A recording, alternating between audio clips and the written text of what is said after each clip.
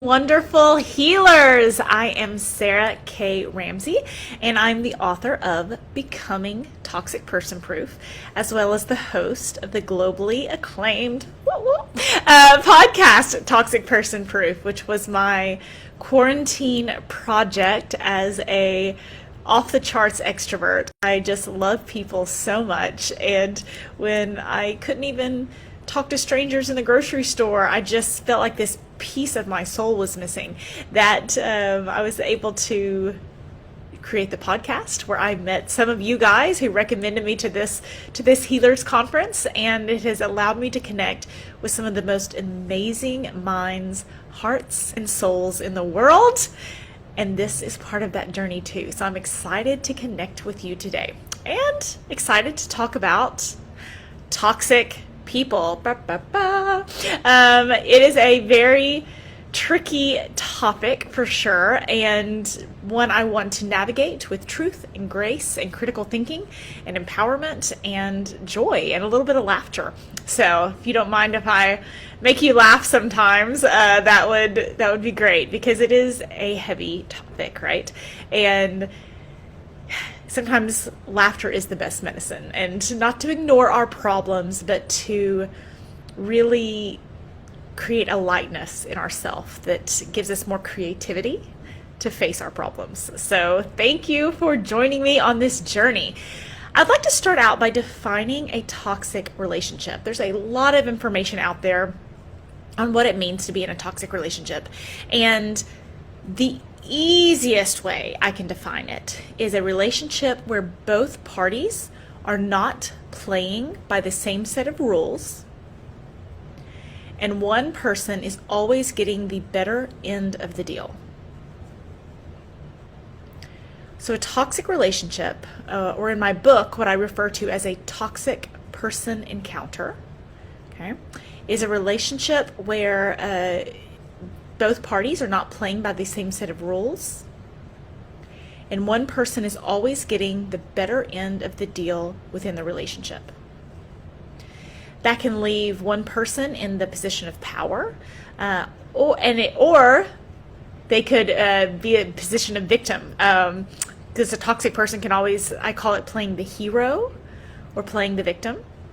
So the hero might be standing like this over you, like, rah, rah, rah, you need to listen to me. And, a toxic person victim could be kind of in those manholes that you would see in a big city. Like imagine, in New York, and there's, in the movies, you'll have someone fall down in a hole. Like, I've never seen that in real life, but in old movies, someone would fall down in a hole and they would be lifting their hand up and say, it's your job to take care of me.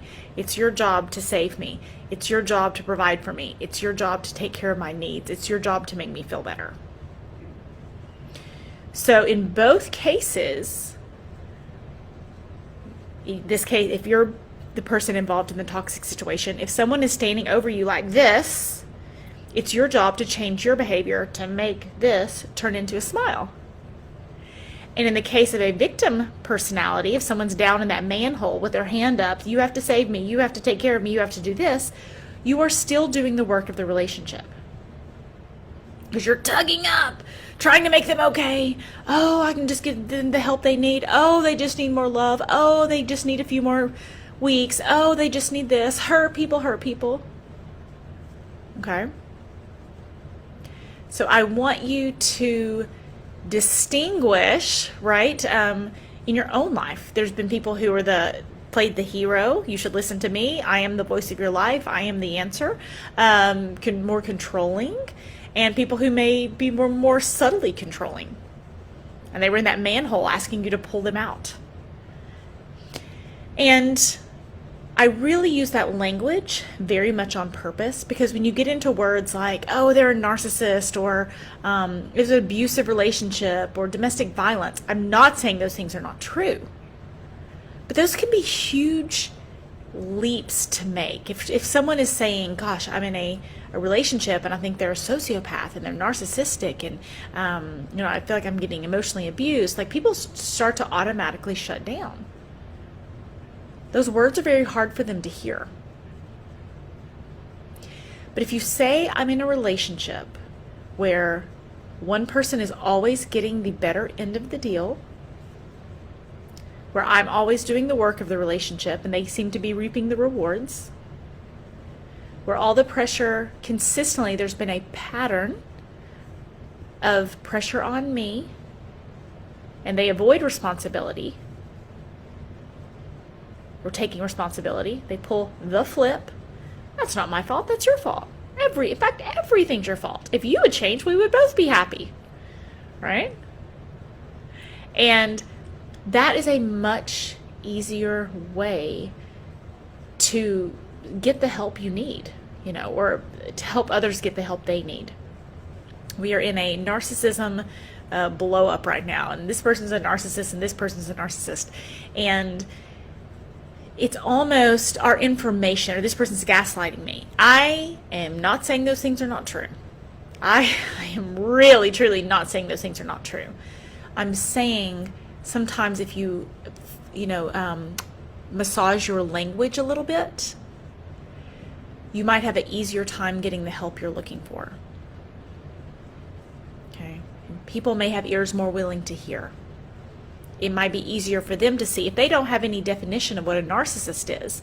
And then you're saying my dad is a narcissist and they don't know what it means to be a narcissist. There's no data in their own internal dialogue to pull from.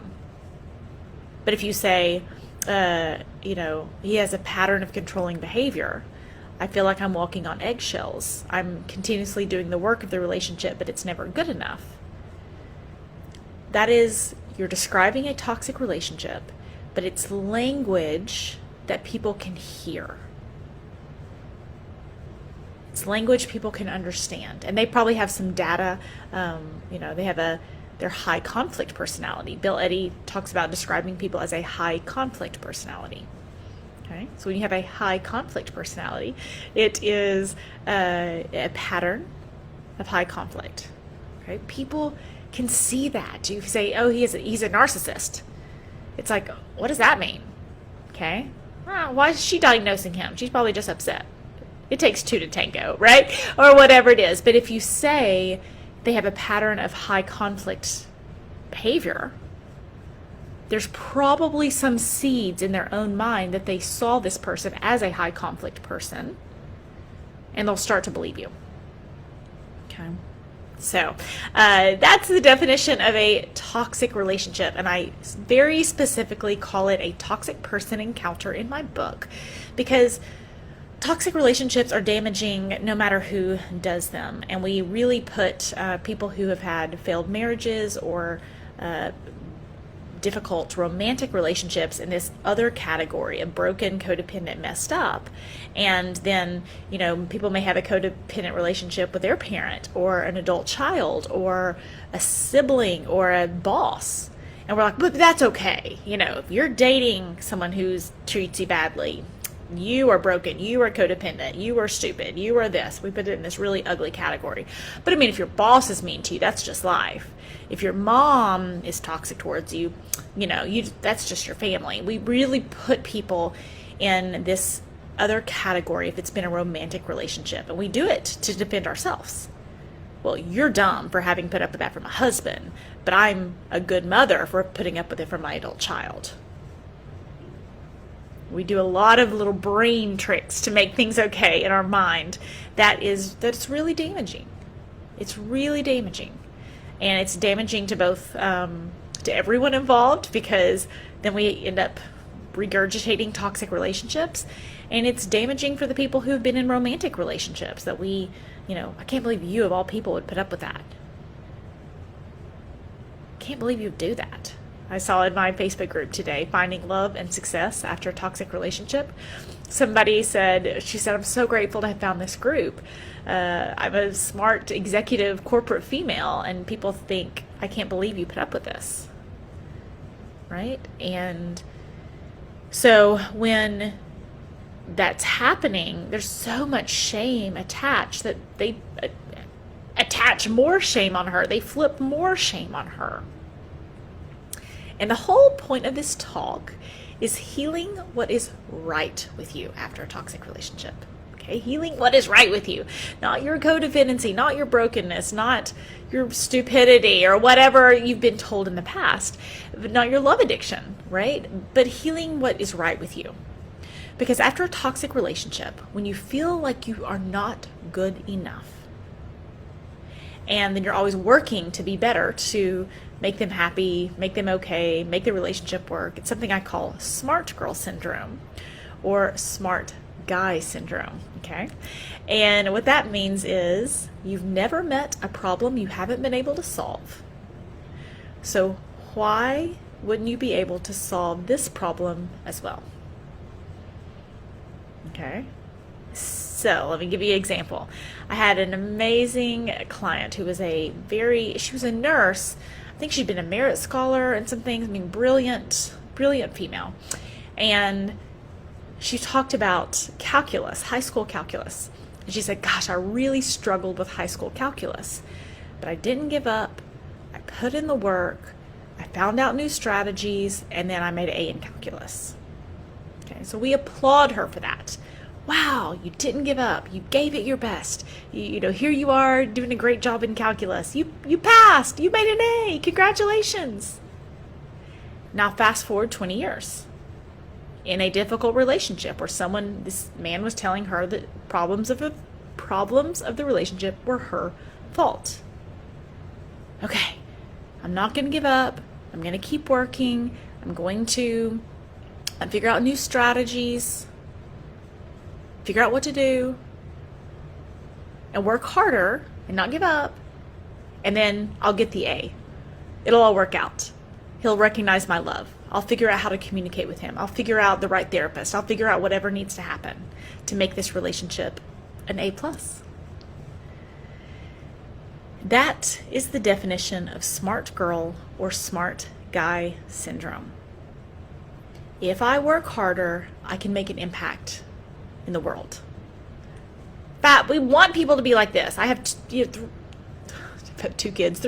I have 2 kids and a stepson, and 3 kids, and that's something I want to pass on to them, right? Oh, if you work harder, if you put in the work, you can make a change in the world. That is a gift I hope they have. It is something in their heart that I hope they carry with them. And what is also true, that is a nightmare to bring into a toxic relationship. Because you just keep working harder. You just keep working more. And there's something called sunken fallacy, okay? Which basically, say you have stock in widgets. I'll use something very generic. You have a widget stock. And every year you put in $1,000, we'll say, in the widget stock. And it's like, whoa, I lost all my $1,000. Well, the next year I'll put in $2,000. In year 3, I lost all that money. So next year I'll put in $3,000. And then I lost all that money. So the next year I'll put in $4,000. And other people are looking going, well, what? If you're losing money, why do you keep investing in that stock? And you said, because I've already invested so much. So I must invest more. Okay? And that's a bad logic. But it's the logic we have all used if we've had a toxic person encounter. I just need to give more. I just need to work harder. Next time will be different. Sure, the last 15 years have been exactly the same, but I'm sure year 16, something will break through if I just figure out the right thing to do. And I don't mean to make light of it. It's terribly difficult to think about giving up on, we're setting boundaries with an adult child. I won't say giving up, but giving up on a marriage, having to set boundaries with a parent. And it's like, gosh, but I don't have another chance at having a mother. It's incredibly difficult. But if they've already been a bad investment and time has shown you they are a bad investment, putting more into that investment is not going to change things. And as we heal from these things. Remember the corporate lady who was told that she was stupid for being in a toxic relationship? Telling her she's dumb or codependent or love addicted is not going to get her the life she wants. People need, after a toxic relationship, they need to connect with their confidence. They need to connect with what's right with them. They need to be able to name off their strengths, just as easy as they can tell you whether it's raining or not outside. What are you good at? What do you love? What lights your soul on fire? What makes you happy? Who are you? Who do you want your kids to see? What version of you are you going to bring into this next year? What version of you are you going to bring into a job interview? What version of you are you going to bring into you finally pursuing your dream, finally writing that book, finally taking that chance? And that's drastically different than, gosh, how did it make you feel when he did that? Why do you think you put up with that? Was something in your childhood happened that made you put up with that? And I'm not talking about ignoring what happened, okay? But after a toxic relationship, our brains, many people now in this lovely information age, turn into this like obsessive research of narcissistic behavior or toxic behavior. And so the relationship was all about the toxic person. And then they set out and set forth on this healing journey that is also all about the toxic person. Oh, what happened in their childhood to make them this way? Why did they do that? What is gaslighting? Are they a covert narcissist, an overt narcissist? Are they this? Are they that? And there's nothing wrong with starting there. In fact, there's a lot of clarity in starting there. But the problem is people are trying to finish there. And I have never talked to a little girl who grew up thinking her hobbies were going to be studying narcissism. I've never heard anyone say, you know what? I was really sad and depressed, and then I started studying narcissism and sociopaths, and I'm just so happy now. My goal in life is to know everything there is to know about narcissism. I had someone in my life who really, really, really hurt me. And so then I spent the rest of my days figuring out everything there was to know about the person who hurt me. Do you see what's happening? Do you see the faulty logic? Both in the sunken fallacy and then in our the misalignment in our healing strategy? Studying narcissism, gaslighting, toxic behaviors is a fabulous place to start for clarity. But it is not the finish line. It is not the happy ending. It is not where to spend the next 10, 15 years. And you really have to think, do I want to spend 2 years doing that? If you give someone 10 years of your life and then you spend the next 2 years studying that person, we've given them 2 more years. Yeah, but I set boundaries with them. I wasn't talking to them anymore. Well, were you talking to them, with your friends at lunch? Were you spending your breaks at work thinking about them? Was your free time spent researching them? Or recreating you, rebranding you, rebuilding your reputation if they destroyed it, making passionate, amazing, wonderful connections with people who were safe for you? And feeling like you have the choice. You don't have to shut people out in the world to be safe, or you don't have to just throw yourself out and emotionally vomit on everyone and hope they love you anyway. But showing up in the world as a steady, secure, stable version of you. Stable in your head, not second guessing yourself. Stable in your heart, knowing who you are. And stable in your career and your work and your life and your love as you connect with your strengths. Knowing what's right with you, being able to speak it, being able to feel solid in that, feel solid in your worth, and then solid in your strength.